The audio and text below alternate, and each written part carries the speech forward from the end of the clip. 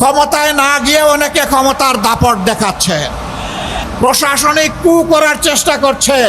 আগামী নির্বাচনে চলে বলে কৌশলে কেউ কেউ আমরা শুনতে পাই বিভিন্ন জায়গায় বসে ষড়যন্ত্রের জাল বুনছেন।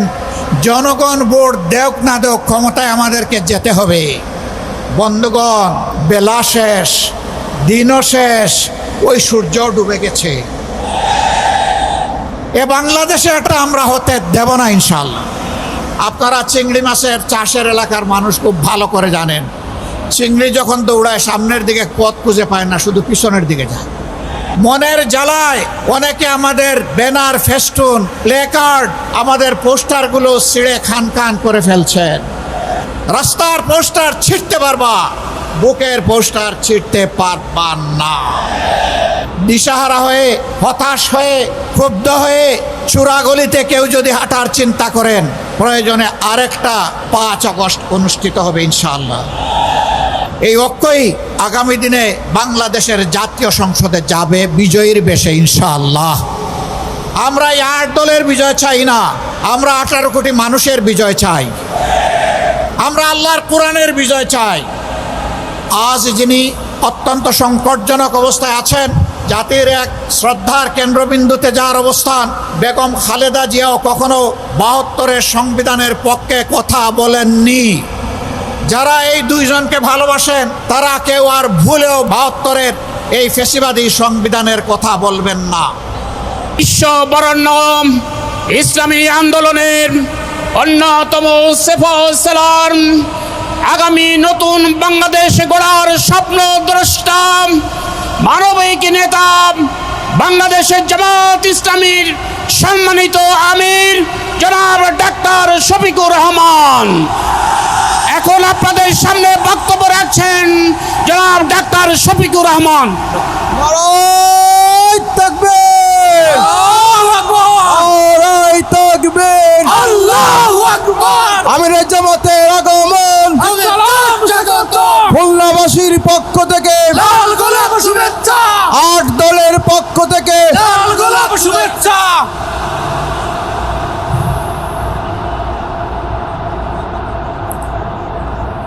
আসসালামু আলাইকুম ওয়া রাহমাতুল্লাহ। আসসালামু আলাইকুম ওয়া রাহমাতুল্লাহ। আলহামদুলিল্লাহ, চলমান আন্দোলনের শরিক 8 দলের উদ্যোগে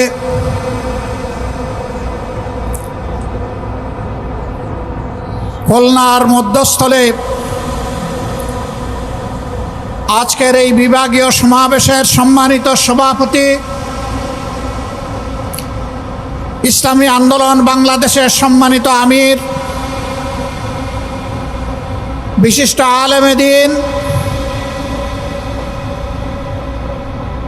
চরমনায় সম্মানিত পীর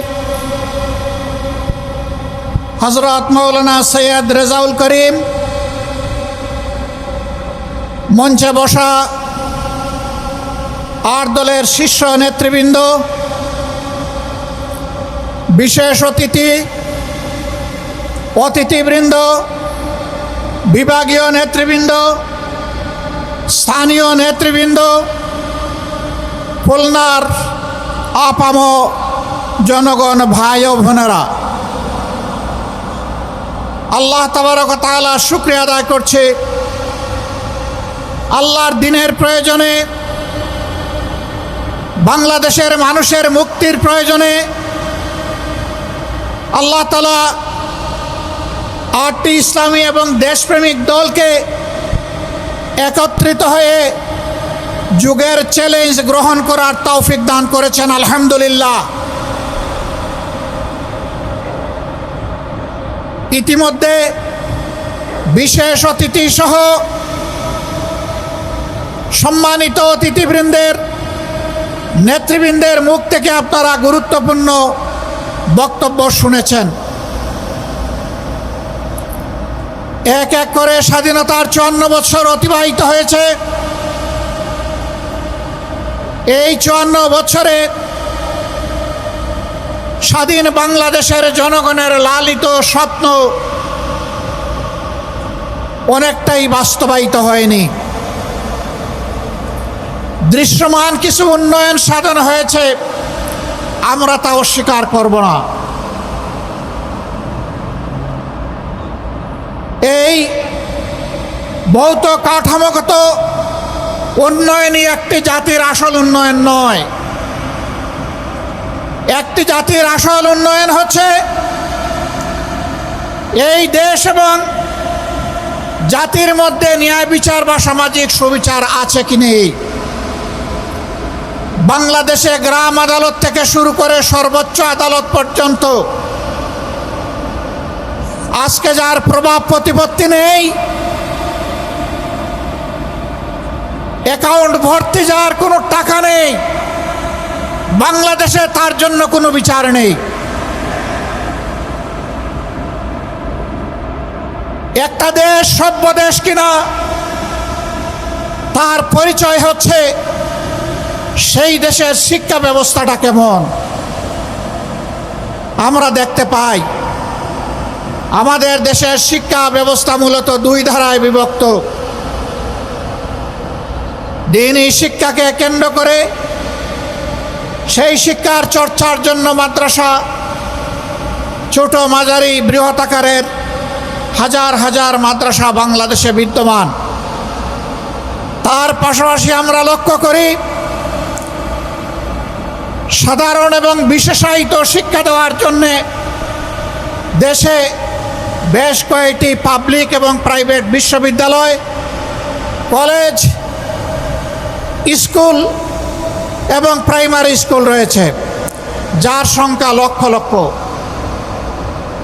মাদ্রাসা শিক্ষা ব্যবস্থায় আমরা দেখি সেখানে ইলমে দ্বীনের চর্চা হয়, সেখানে কোনো গণরুম নাই, সেখানে কেউ কাউকে খুন করে না। মাদ্রাসার ভিতরে আগ্নেয়াস্ত্রের কোনো মহড়া দেখা যায় না। মাদ্রাসার ভিতরে জ্ঞান চর্চার বাইরে অন্য কিছু আমরা লক্ষ্য করি না। কিন্তু স্বাধীনতার 54 বছর আমরা দেখে এসেছি বাংলাদেশের সর্বোচ্চ বিদ্যাপীঠ ঢাকা বিশ্ববিদ্যালয় সহ অসংখ্য কলেজ বিশ্ববিদ্যালয়ে আমাদের সন্তানদের লাশ পড়েছে, রক্তে ভেসে গেছে, গাজার মদের আসর বসেছে, আমাদের মেয়েদের ইজ্জত দিয়ে টানাটানি করা হয়েছে, অস্ত্রের ঝঞ্ঝানিতে শিক্ষা প্রতিষ্ঠান অস্থির হয়ে উঠেছে। এটি একটি সভ্য দেশের শিক্ষা ব্যবস্থার পরিচয় বহন করে না। প্রিয় দেশবাসী, একটা দেশকে সভ্য দেশ হতে হলে এই দেশটাকে দুর্নীতিমুক্ত হতে হয়। আজ কিছু দল এবং ব্যক্তি বাংলাদেশকে দফায় দফায় তারা দুর্নীতিতে চ্যাম্পিয়ন করে বিশ্বের দরবারে অপমানিত করেছেন। এদের সকলের অতীত রেকর্ড বাংলাদেশের জনগণের হাতে আছে। এমনকি দুঃখের বিষয়, সকল ফ্যাসিবাদ, দুর্নীতি, বৈষম্য, দুঃশাসনের বিরুদ্ধে 5 আগস্টের বিপ্লব অনুষ্ঠিত হয়েছিল। সেই বিপ্লবের পরের দিন থেকে একটা গোষ্ঠী নিজেদের কপাল কিসমত গড়ার জন্য বাংলাদেশের জনগণের উপর ঝাঁপিয়ে পড়েছে। আজ চাঁদাবাজদের দৌরাত্ম্যে সমাজ জীবন অতিষ্ঠ ততষ্ঠ, ত্রাহি ত্রাহি অবস্থা। বিনিয়োগকারী, শিল্পপতি, ব্যবসায়ী, ক্ষুদ্র ব্যবসায়ী কেউ শান্তিতে নাই। আগের চেয়ে চাঁদার রেট বেড়ে গেছে বলে সকলেই তারা বিষাক্ত নিঃশ্বাস ফেলেন। তারা বলেন, আগেও ভালো ছিলাম না, এখন আরো খারাপ। আমার আগে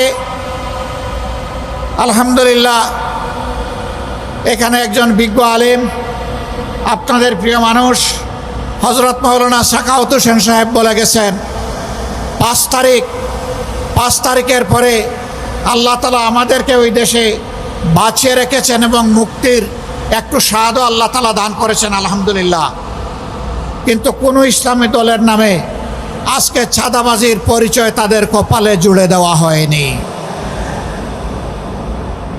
কোনো দেশপ্রেমিক দল চাঁদাবাজ হয়ে 5 তারিখের পরে আবির্ভূত হয়নি। যারা আবির্ভূত হয়েছিলেন দায় এবং দরদ নিয়ে তাদের সাথে বসেছিলাম, তাদেরকে বলেছিলাম এটি শহীদদের রক্তের প্রতি বিশ্বাসঘাতকতা, এটা বন্ধ করতে হবে। যদি বন্ধ করা না হয় বিপ্লবী জনগণ, তরুণ জনতা, কুলের বাচ্চা নিয়ে রাস্তাতে নেমে আসা ওই মারা আমাদেরকে ক্ষমা করবে না। বন্ধ করা হয়নি, চাঁদাবাজি অব্যাহত রয়েছে, দুর্নীতি অব্যাহত রয়েছে। ক্ষমতায় না গিয়ে অনেকে ক্ষমতার দাপট দেখাচ্ছে, প্রশাসনিক কু করার চেষ্টা করছেন। আগামী নির্বাচনে চলে বলে কৌশলে কেউ কেউ আমরা শুনতে পাই বিভিন্ন জায়গায় বসে ষড়যন্ত্রের জাল বুনছেন। জনগণ ভোট দেওক না দেওক ক্ষমতায় আমাদেরকে যেতে হবে। বন্ধুগণ, বেলা শেষ, দিনও শেষ, ওই সূর্য ডুবে গেছে। এ বাংলাদেশে এটা আর হবে না, এটা আমরা হতে দেব না ইনশাআল্লাহ। আমরা তরুণ যুবকদেরকে জিজ্ঞেস করতে চাই, যাদের বয়স 35 কিংবা তার নিচে, 3টা নির্বাচনে ভোট দিতে পারো নাই, অর্থাৎ সারা জীবনে একটা ভোট দিতে পারো নাই। আগামীতে তোমাদের ভোট নিয়ে কেউ ছিনিমিনি খেলুক, কেউ চুরি করুক, কেউ তোমাদের ভোট হাইজ্যাক করুক, তোমরা কি তা বরদাস্ত করবে? আমরা তোমাদেরকে কথা দিচ্ছি, তোমাদের ভোটের পাহারাদারি করার জন্য আমরাও যুবক হয়ে সেদিন তোমাদের সাথে একইভাবে লড়বো ইনশাআল্লাহ।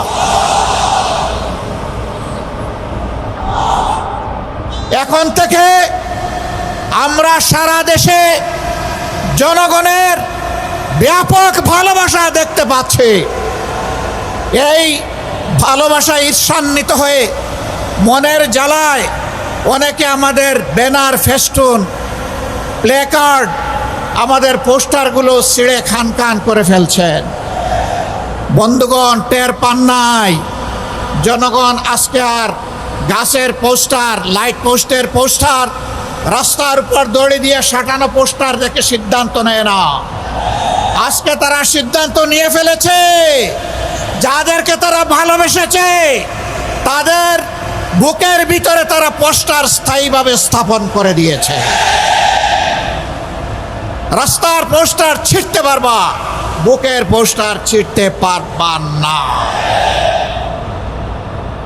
অতএব ওই পোস্টার ছিঁড়াছিঁড়ি করে কোনো লাভ নেই। দিশাহারা হয়ে, হতাশ হয়ে, ক্ষুব্ধ হয়ে চূড়াগলিতে কেউ যদি হাঁটার চিন্তা করেন, তাহলে প্রয়োজনে আরেকটা 5 আগস্ট অনুষ্ঠিত হবে ইনশাআল্লাহ। যেই 5 আগস্ট সন্ত্রাসকে, ফ্যাসিবাদকে তাড়িয়ে দিয়েছিল, সেই 5 আগস্ট প্রয়োজনে আবার রুখে দেবে ইনশাআল্লাহ। সম্মানিত ভাইয়েরা, এখন থেকে ছাত্র জনতার, শ্রমিক জনতার, ব্যবসায়ী জনতার, আপামর জনতার, শিশু থেকে বৃদ্ধ সমস্ত মানবতার ঐক্য আমাদেরকে গড়ে তুলতে হবে ইনশাআল্লাহ। এই ঐক্যই আগামী দিনে বাংলাদেশের জাতীয় সংসদে যাবে বিজয়ীর বেশে ইনশাআল্লাহ। এ বিজয় কেউ ঠেকাতে পারবে না ইনশাআল্লাহ। কারণ আমরা আছি মজলুমের পক্ষে, আমরা আছি অপশাসনের বিরুদ্ধে, আমরা আছি বৈষম্যের বিরুদ্ধে, আমরা আছি ন্যায়ের পক্ষে, আমরা আছি আল্লাহর দেওয়া কোরআনের বিধানের পক্ষে। এ বিজয় আমাদের হবে ইনশাআল্লাহ। সম্মানিত ভাইয়েরা, কেউ কেউ জাতির মধ্যে হিংসা সৃষ্টি করে জাতিকে বিভিন্নভাবে বিভক্ত করতে চান। চিংড়ি মাছের মতো কেউ কেউ পিছনে দৌড়াতে চান। আপনারা চিংড়ি মাছের চাষের এলাকার মানুষ খুব ভালো করে জানেন, চিংড়ি যখন দৌড়ায় সামনের দিকে পথ খুঁজে পায় না, শুধু পিছনের দিকে যায়। কেউ কেউ ৭২-এর সংবিধান নিয়ে কামড় দিয়ে পড়ে থাকতে চান। আমাদের বন্ধুদের মাঝে দীর্ঘদিন একসাথে আন্দোলন সংগ্রাম ফ্যাসিবাদের বিরুদ্ধে লড়াই করেছি, তাদের কাউকে কাউকে আজকে আমরা সে কথা বলতে শুনি। মনে রাখবেন, বাংলাদেশে প্রথম দুঃশাসনের পর জিয়াউর রহমান সাহেব ক্ষমতায় এসে ওই সংবিধানকে তিনি আমূল পরিবর্তন করে দিয়েছিলেন। এখন যদি কেউ ৭২-এর সংবিধানের কথা বলেন, কার্যত তিনি শহীদ প্রেসিডেন্ট জিয়াউর রহমান সাহেবের বিরুদ্ধে অবস্থান নেবেন।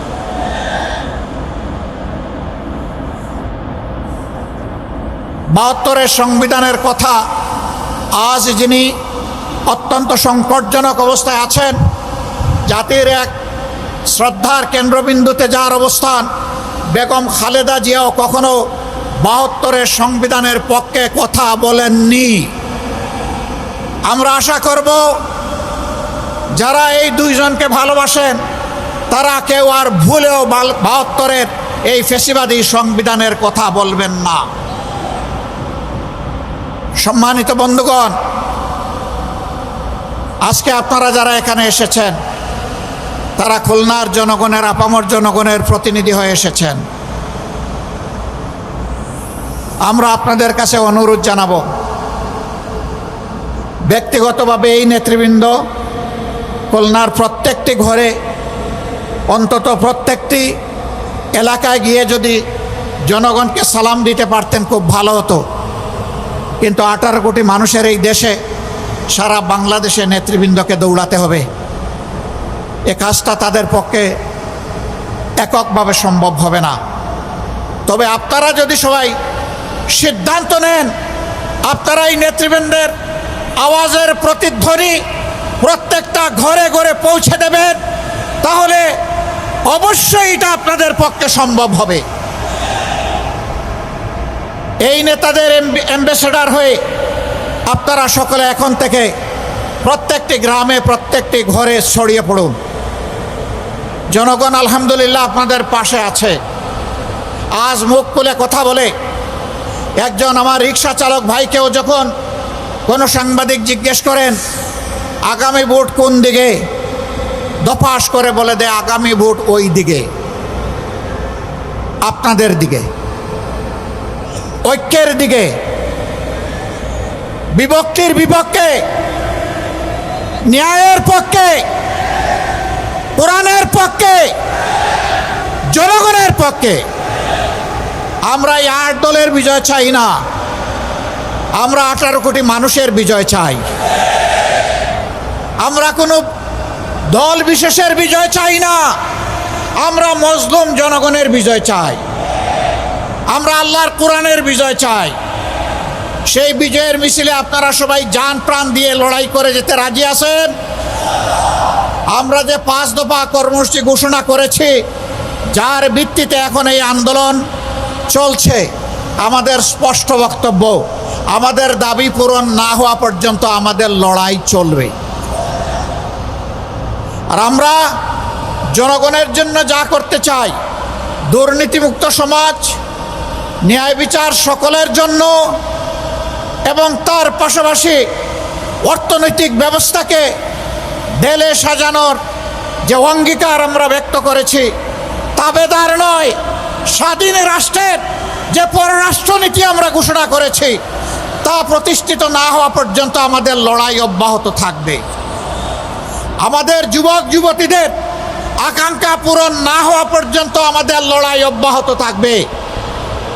আমরা যুবক যুবতীদেরকে কথা দিচ্ছি, বাংলাদেশ তোমাদের হাতে তুলে দেওয়ার জন্যেই আমরা এই আয়োজন করেছি।